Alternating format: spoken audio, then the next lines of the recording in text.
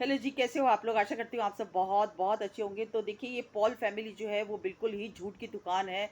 और कोई कुछ कहता है, कोई कुछ कहता है। अब यहाँ पर आप लोगों ने देखा होगा कि जेठ जेठानी जब क्वेश्चन आंसर्स का व्यूवर्स के क्वेश्चन आंसर्स का जवाब दे रहे थे, कमेंट्स का जवाब दे रहे थे, तो उन्होंने क्या कहा था? उन्होंने यही कहा था, जब उनसे क्वेश्चन पूछा गया कि आरुष आया था क्या यहाँ पर, तो उन्होंने कहा हाँ, आरुष यहाँ पर आया था, लेकिन माही यहाँ पर नहीं थी। माही वहाँ पर अमित के घर पे राखी बांधने के लिए गई हुई थी, तो इसी वजह से वो बांध नहीं सकी। ठीक है, वो लेट हो गई या जल्दी हो गई, जो भी क्लैरिफिकेशन इन्होंने जेठ ने दिया। लेकिन डबली ने क्या बोला था?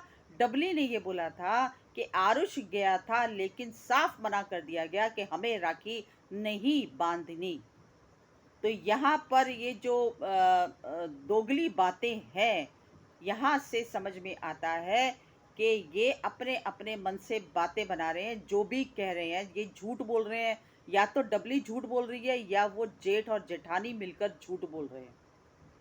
ठीक है, उसने माना तो है जरूर कि हाँ, आरुष आया था, लेकिन ये भी नहीं बोला कि हमने मना कर दिया। उसने अपने आप को भी सेव किया कि हम सच्चे हैं भैया, हम सच्चे हैं, क्योंकि माही वहां पर नहीं थी, इसलिए आरुष को राखी नहीं बांधी गई।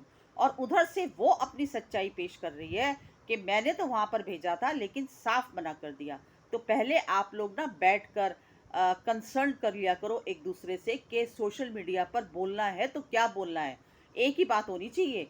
क्योंकि अगर अलग अलग स्टेटमेंट होगी ना, तो फिर ऑडियंस को साफ पता चलता है कि आप लोग झूठ बोल रहे हैं अपने आप को बचाने के लिए और अपनी जो इमेज है उसको सुधारने के लिए। ठीक है, तो पहले आप लोग डिसाइड कर लो कि कौन सच्चा है कौन झूठा है। इतनी झूठी चीजें जो है ना वो ऑडियंस पकड़ लेती है। ठीक है, अब आरुष गया, राखी बंधवाई कि नहीं बंधवाई, क्यों नहीं बंधवाई, या वाकई में प्रॉब्लम थी, वहां पर माही नहीं थी, ये आप लोग जानते हो। लेकिन लेकिन दोनों के जो स्टेटमेंट हैं वो बिल्कुल ही अलग हैं।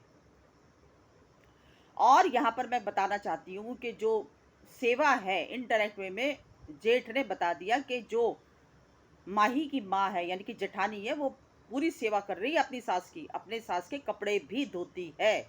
ठीक है, और खाना भी वो ही बनाती है। तो इसका मतलब यही है कि यहाँ पर जेठ जेठानी के आने से माँ पिताजी को कोई भी प्रॉब्लम नहीं है। प्रॉब्लम किनको है? प्रॉब्लम थी प्रीति और डबली को।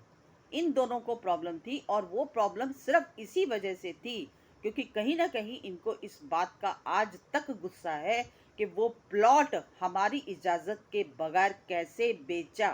वो हमारे बच्चों का भविष्य था जो कि इन्होंने बेच खाया।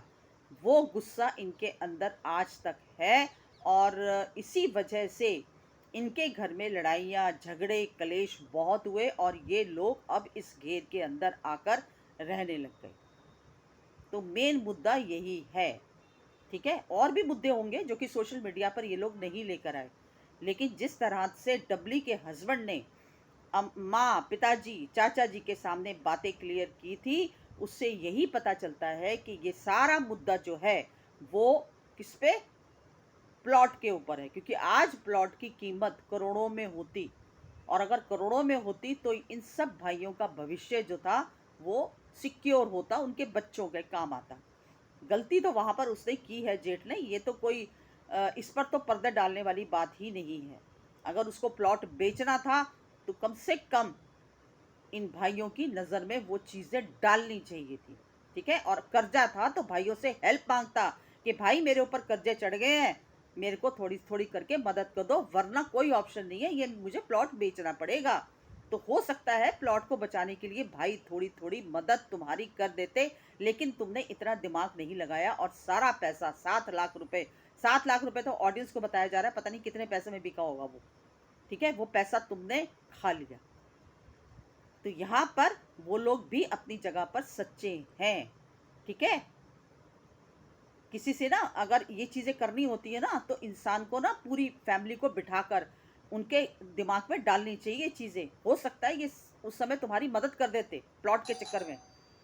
तो बस ये छोटी सी मेरी वीडियो थी, अगर पसंद आई हो तो लाइक शेयर सब्सक्राइब कीजिए। मिलती हूँ अगली वीडियो में एक नए टॉपिक के साथ, तब तक के लिए बाय बाय।